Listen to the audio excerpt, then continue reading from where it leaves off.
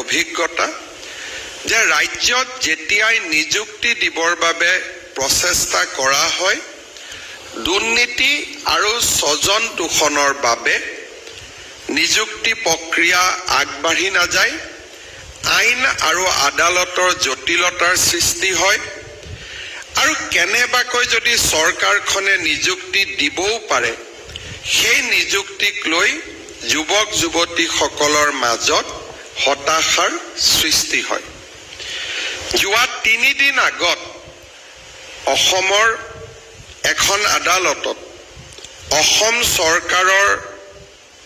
তদন্তৰ প্ৰতিবেদনৰ ভিত্তিত অসম লোকসেৱা আয়োগৰ এগৰাকী অধ্যক্ষক 10 বছৰ আদালতে কাৰাদণ্ড বিহে আৰু নিযুক্তি যিসকলে লাভ কৰিছিল সেই যুৱক যুৱতীসকলকো আদালতে 7 বছৰ সশ্ৰম কাৰাদণ্ড শাস্তি ঘোষণা কৰে অৰ্থাৎ নিযুক্তিৰ প্ৰক্ৰিয়াক স্বচ্ছভাৱে ৰূপায়ণ কৰিবলৈ আমাৰ ৰাজ্য চৰকাৰে সকলো ফালৰ পৰা এটা প্ৰচেষ্টা আৰম্ভ কৰিছে যাতে আমি স্বচ্ছ আৰু ট্ৰান্সপাৰেণ্ট নিযুক্তিৰ এটা ইকোসিস্টেম আমি অসমত গঢ়ি তুলিব পাৰোঁ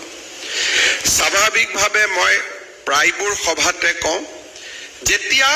স্বচ্ছ আৰু নিকা নিযুক্তিৰ কথা কোৱা হয় এই স্বচ্ছ আৰু নিকা নিযুক্তি কৰিবলৈ যাওঁতে এটা পলিটিক্যাল কষ্ট তাৰ লগত ইনভলভ হৈ থাকে যেনেকৈ আজি আমি যি নিযুক্তি দিছোঁ এই নিযুক্তি প্ৰক্ৰিয়াৰ বাবে যিসকল উপযুক্ত এনে উপযুক্ত বহু পৰিয়াল আছে যিসকল কৰবাত নহয় কৰবাত আমি জড়িত ৰাজনৈতিক দলটোৰ পিতৃ মাতৃ সদস্য হৈ আছে বা বিভিন্ন দলটোৰ পদত তেওঁলোক অধিষ্ঠিত হৈ আছে যেতিয়া আমি স্বচ্ছভাৱে নিযুক্তি দিবলৈ যাওঁ তেওঁলোক আমাৰ ওচৰত আহে আৰু আমি তেওঁলোকক ক'ব লাগে যে আমি নিযুক্তিত খেলিমেলি কৰিব নোৱাৰিম স্বভাৱজতভাৱে তেওঁলোক আমাৰ ওচৰত খং খাই ক্ৰোধিত হয় আৰু স্বাভাৱিকভাৱে আমাৰ ৰাজনৈতিক জীৱনত তাৰ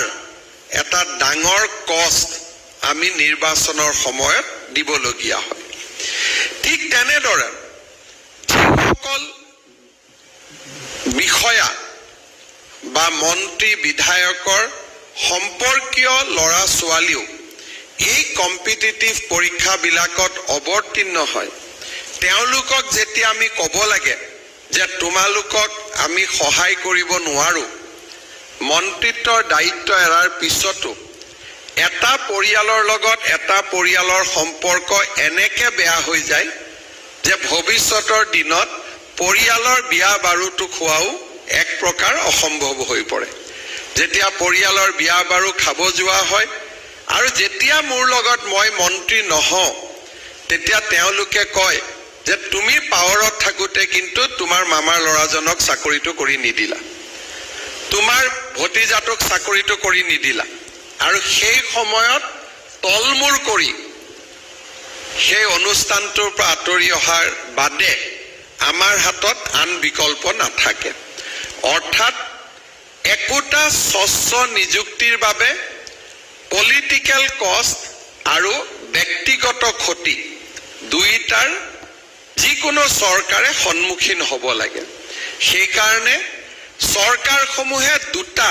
সহজ ৰাস্তা হাতত লয় যে আমি নিযুক্তি নিদিওঁ আৰু নিযুক্তি দিলেও আমাৰ নিজৰ মানুহখিনিক আমি চাকৰি দিম পিছত যাতে আমি ৰাজনৈতিকভাৱেও সমৰ্থন পাব পাৰোঁ বা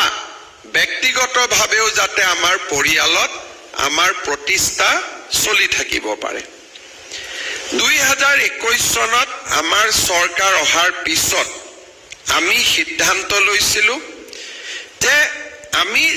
যিয়ে পলিটিক্যাল কষ্ট দিব নালাগক কিয় বা আমি আমাৰ নিজৰ নিকটতম আত্মীয়সকলৰ সন্মুখত যি সমস্যাৰ সন্মুখীন হ'ব নালাগে কিয় আমি অসমত স্বচ্ছ নিযুক্তিৰ এটা নতুন বাতাবৰণ সৃষ্টি কৰিম। আজি মই অত্যন্ত আনন্দিত যে ৯৭,৫০৫ গৰাকী ব্যক্তিক এই মুহূৰ্তলৈকে আমি অসম চৰকাৰত চৰকাৰী চাকৰি দিব পাৰিলো। ২০২১ চনত ৪,৭৭৯ গৰাকী, ২০২২ চনত ৩৫,১৩০ গৰাকী, ২০২৩ বৰ্ষত ৫৫,৫৯০ গৰাকী আৰু এই বছৰত এতিয়ালৈকে ২০০৩ গৰাকী। অৰ্থাৎ আজিলৈকে আমি ৯৭,৫০৫টা নিযুক্তি আমি খুব স্বচ্ছতাৰে সৈতে দিবলৈ সক্ষম হলো। আজি আমি এই স্বচ্ছতাৰ ইতিহাসক আৰু এখোপ আগুৱাই লৈ গৈ আমি নতুনকৈ ৪৬৫ গৰাকী প্ৰাৰ্থীক আমি নিযুক্তি পত্ৰ প্ৰদান কৰিবলৈ ইয়াত সমবেত হৈছো। ইয়াৰ ভিতৰত আমাৰ APDCL-ত ২২০ গৰাকী কনিষ্ঠ প্ৰবন্ধক আৰু AEGCL-ত ৮৬ গৰাকী কনিষ্ঠ প্ৰবন্ধকে আদি কৰি ৩০৬ গৰাকী কনিষ্ঠ প্ৰবন্ধকক আজি আমি নিযুক্তি পত্ৰ প্ৰদান কৰিছো। ৰাজ্যৰ ইঞ্জিনিয়াৰিং কলেজত আজি আমি ৫৯ গৰাকী প্ৰাৰ্থীক নিযুক্তি দিছো। আজি ৰাতিপুৱা আদালতত এই নিযুক্তিক স্থগিত কৰিবৰ বাবে আবেদন দিয়া হৈছিল, কিন্তু স্বচ্ছতাৰ আমি কতো কম্প্ৰমাইজ নকৰা কাৰণে আমাৰ বিৰুদ্ধে আদালতে ৰায়দান নিদিয়াৰ ফলতে আজি আমি সেই ৫৯ গৰাকী প্ৰাৰ্থীকো আমি ইয়াতে নিযুক্তি দিব পাৰিছো। সহকাৰী অধ্যাপক পদত ৫৮ গৰাকী, প্ৰাথমিক শিক্ষা সঞ্চালকতো প্ৰায় ২৩ গৰাকী, বিদ্যালয় শিক্ষা বিভাগত ৯ গৰাকী, এই ধৰণে আমি ১৪৯ গৰাকী প্ৰাৰ্থীক শিক্ষা বিভাগত নিযুক্তি দিছো। তথ্য আৰু জনসংযোগ বিভাগতো ৪ গৰাকীক আমি সিনিয়ৰ ইনফৰমেশ্যন অফিচাৰ, ৬ গৰাকীক জুনিয়ৰ ইনফৰমেশ্যন অফিচাৰ, আমি ১০ গৰাকীক প্ৰাৰ্থীক আমি নিযুক্তি দিছো। ২০১১ চনৰ পৰা অসমত অভিযান্ত্ৰিক মহাবিদ্যালয় আৰু পলিটেকনিকত নিযুক্তি হোৱা নাছিল। আজি আমি লাহে লাহে গোচৰসমূহ আমাৰ পক্ষত ৰায়দান লাভ কৰি নিযুক্তি পত্ৰসমূহ আমি আগুৱাই দিবলৈ আমি সক্ষম হৈছো আৰু অহা কিছুদিনত ইঞ্জিনিয়াৰিং কলেজ আৰু পলিটেকনিক সমূহত আৰু কেইবাটাও নিযুক্তি দিয়াৰ বাবে আমি আগ্ৰহেৰে অপেক্ষা কৰিছো। আজি প্ৰদান কৰা নিযুক্তিৰ ফলত আমাৰ ৰাজ্য চৰকাৰখনে যোৱা বছৰ কেইটাৰ ভিতৰত নিযুক্তি কৰা যুৱক যুৱতীৰ সংখ্যা ৯৭,৯৭০লৈ বৃদ্ধি পালে। মই আশা কৰো এই বছৰৰ ভিতৰতে আমি ১ লাখৰ সংখ্যা স্পৰ্শ কৰিম আৰু অহা বছৰত আৰু ৫০,০০০ নতুন যুৱক যুৱতীক চৰকাৰত নিযুক্তি দিবলৈ আমি আগ্ৰহেৰে সৈতে অপেক্ষা কৰি আছো। অৰ্থাৎ ৰাজ্য চৰকাৰে ৫ বছৰৰ ভিতৰত ১.৫ লাখ নিযুক্তিৰ লক্ষ্যৰে আগবাঢ়িছে। অসমত যোৱা ৭৫ বছৰত কেতিয়াও কোনো কালে কোনো চৰকাৰৰ দিনত ইমান বেছি যুৱক যুৱতীৰ নিয়োগৰ ব্যৱস্থা কৰিব পৰা হোৱা নাছিল। ই আমাৰ চৰকাৰখনৰ এক অনন্য প্ৰাপ্তি হিচাপে ৰৈ যাব। আমাৰ ৰাজ্যত শিক্ষকসকলক আমি ২ ধৰণে নিযুক্তি কৰো। এটা চৰকাৰত আমি পোনপটীয়াকৈ নিযুক্তি কৰো, আনহাতে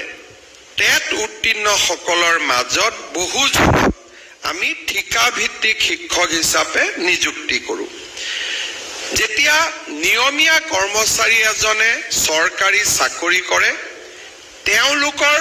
পৰিয়ালত যদি কৰ্মচাৰীজন নিহত হয়, আমি নিহত কৰ্মচাৰীজনৰ পৰিয়ালটোক আজীৱন দৰমহা আৰু পেঞ্চন পোৱাৰ ব্যৱস্থা কৰি দিওঁ, যাতে পৰিয়ালটোৱে কোনো এটা দিনতো এই কৰ্মচাৰীজনৰ অভাৱ আৰ্থিকভাৱে অনুভৱ কৰিবলগীয়া নহয়। সৰ্বশিক্ষা অভিযানত তেনে ব্যৱস্থা নাই আৰু সেয়েহে যোৱা বছৰত কৰ্মৰত অৱস্থাত নিহত হোৱা 103 গৰাকী পৰলোকগত কৰ্মচাৰী আৰু শিক্ষক শিক্ষয়িত্ৰীৰ পৰিয়ালক আজি আমি 5 লাখ টকাকৈ এককালীন সাহায্য আগবঢ়াইছো। ইয়াৰ লগে লগে আমাৰ চৰকাৰে এই বছৰ এটা নতুন পদক্ষেপ লৈছে যে সৰ্বশিক্ষা অভিযানত ঠিকাভিত্তিক শিক্ষক ৰূপে কাম কৰা আটাইকেইজন শিক্ষকক 35,000 শিক্ষকত অসম চৰকাৰত নিয়মীয়াকৰণ অৰ্থাৎ অসম চৰকাৰৰ ৰেগুলাৰ কৰ্মচাৰী হিচাপে আমি নিযুক্তিৰ বাবে প্ৰক্ৰিয়া আগুৱাই লৈ গৈছো। এই 35,000 শিক্ষক শিক্ষয়িত্ৰীৰ চাকৰি আমি যেতিয়া নিয়মীয়া কৰিম, ভৱিষ্যতে ভগৱানে নকৰক তেওঁলোকৰ পৰিয়ালত এনে ধৰণৰ দুৰ্যোগ আহি পৰিলে তেওঁলোকে তেওঁলোকৰ চাকৰিত থকা ৰেচিডিউৰি চাকৰি থকা কালছোৱাত পূৰ্ণ দৰমহা পাব আৰু ৰিটায়াৰমেণ্টৰ পিছতো অৰ্থাৎ যদি কৰ্মচাৰীজন জীয়াই থাকিলহেঁতেন তেওঁৰ যিটো ৰিটায়াৰমেণ্ট হ'ব, সেই ৰিটায়াৰমেণ্টৰ পিছতো যদিও কৰ্মচাৰীজন আমাৰ মাজত নাই, তেওঁ পেঞ্চনো পাই থাকিব। আমাৰ এই ধৰণৰ ব্যৱস্থা অসমত আমি বৰ্তমান ৰূপায়ণ কৰি আছো। মই ভাবোঁ যে এই বছৰৰ পিছত সৰ্বশিক্ষা অভিযানত ঠিকাভিত্তিক শিক্ষক নোহোৱা হ'ব আৰু পৰিয়ালটোৱে এটা সামাজিক সুৰক্ষা বা ছ'চিয়েল ছিকিউৰিটি লাভ কৰিবলৈ সক্ষম হ'ব। আজিৰ দিনটোত মই পুনৰ এবাৰ 103 গৰাকী পৰলোকগত কৰ্মচাৰী শিক্ষক শিক্ষয়িত্ৰীৰ পৰিয়াললৈ সমবেদনা জ্ঞাপন কৰিছো আৰু বিদেহী আত্মাৰ সদ্গতি আকৌ এবাৰ কামনা